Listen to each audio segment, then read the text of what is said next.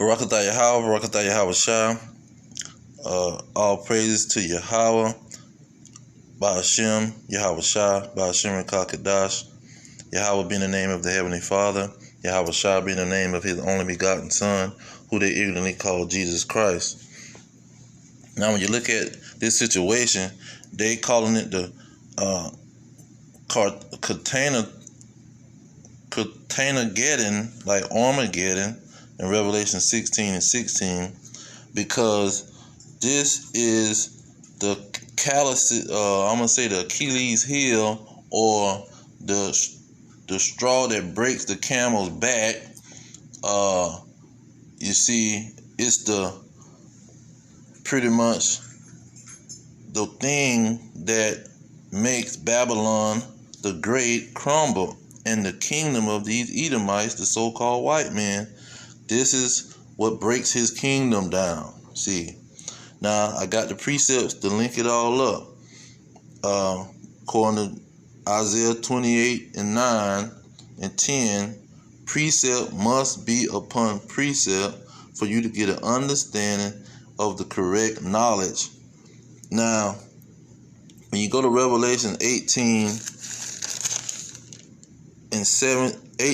chapter 18 of Revelation, 17 and 19 gives you pretty much the thing about the ships. But it's not just about the ships, because when you go to 2nd Esdras chapter 6, starting at verse 20, it tells you, and when the world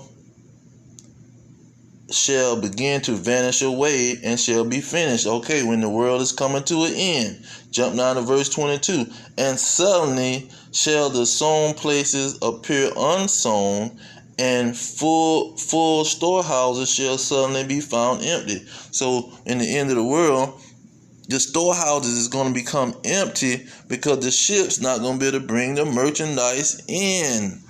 See? And then Revelation 18 and 8. It say, therefore shall her plagues come in one day, meaning in a short period of time, suddenly, death and mourning and famine. See, the famine is going to be caused by the ships not bringing the stuff in, and the prophecy tell you that the storehouses is going to be empty, and the people are going to die of famine because they're not going to be able to get supplies in to the country. And it's all about Babylon the Great, because Babylon is reigning over the kings of the earth. And that's why the kings of the earth was wailing and mourning over her. It said in verse 18 and 18 in Revelation, and the kings of the earth cried when they saw the smoke of her burning, saying, what city is like unto this great city? See, verse 19, and they cast dust on their heads, and cried, weeping and wailing, alas, alas, the great city wherein were made rich all that had ships. See, this city made everybody rich that had ships. These other kings of the earth that had ships was getting rich because America was having ships coming and supplying them with riches. See,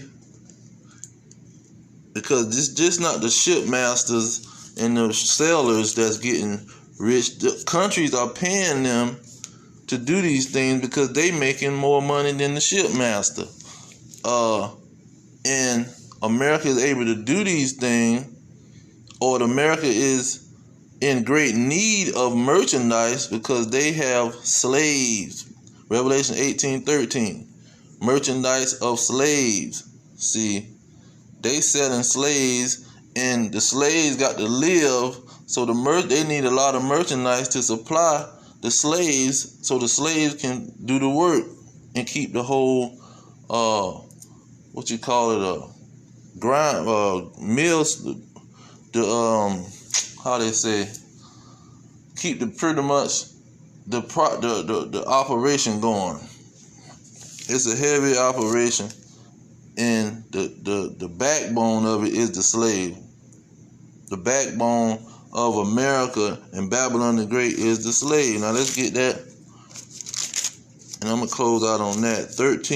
Revelation 13, it talks about the great city all through Revelation. Revelation 18 or Revelation 11 and 8. Revelation 11 and 8. It says, "And their dead bodies shall line the street of the great city." Who dead body? The two kingdoms of Israel. In verse 2, it tells you that the Gentiles was going to tread the holy city under the foot. This holy city is the northern kingdom of Israel and the southern kingdom of Israel. That's who the holy city is. Okay. And so these dead bodies are the slaves that don't know that they are Israelites. The main thing that they know, that they are slaves to these Edomites, or so-called white men. Revelation 13 and 10, it say, "He that leadeth into captivity shall go into captivity." Here is the patience and the faith of the saints. See, the saints are the Israelites. And then this city, this great city, being slaves and making these Edomites who took them in captivity rich. And that's what the whole situation is about. It's about Babylon the Great and this great city that got the Israelites in captivity, and they getting rich off the Israelites. I'm ending on that. Zechariah 11 and 5. Whose possessors slave them and hold themselves not guilty. That's what the shootings of the blacks, so-called blacks, Hispanics in the streets by the police. "And they that sell them say," see the people that selling them and hire them on their jobs, "Blessed be the Lord, for I am rich.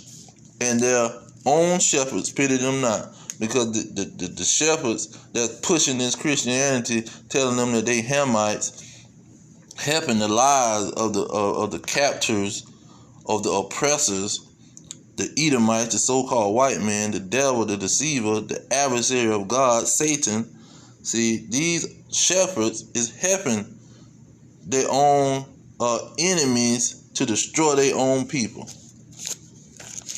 And so everything is coming to a head with these ships, containers. That's why they got to call it CONTAINERGEDDON, because it is Armageddon. It's an Armageddon causing situation with these ship containers, because these other 10 kings finna start hating this America, because they can't make money with her no more. They already wailing and weeping because nobody's buying their products. See, the prices done went sky high, hyperinflation, and it's that time. But I'm gonna leave it there. All praises to Yahweh, Ba'ashem Yahweh Shah, Ba'ashem Kakadash. Double honors to the elders pushing the truth. Peace to the elect, to blacks, Hispanics, and Native Americans, descendants of slaves scattered around the earth. Our kingdom is at hand. Shalom.